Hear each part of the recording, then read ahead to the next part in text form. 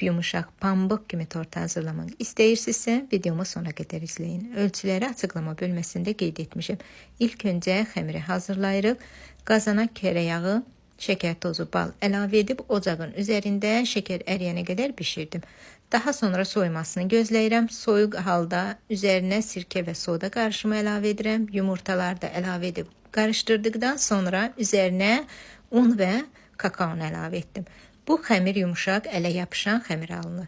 Üzerini örtüb soyuducuda 2 saat gözlədirəm ki, xəmir tam özünə gəlsin. O zaman xəmir biraz bərkiyir. Dəzgahın üzərinə yarım stəkan un tökürəm və xəmiri orada toparlayıb kündə hazırlayıram.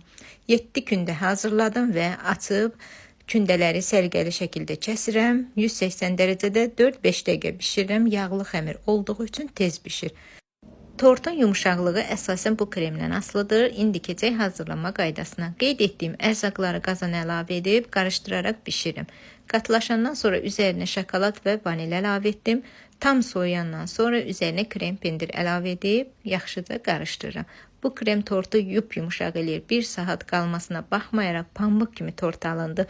Üzerini zövqə görə bəzəyə bilərsiniz. Ölçüləri açıqlama bölməsində qeyd etmişəm. Yaddaşa verib bəyənməyi unutmayın. Hələlik.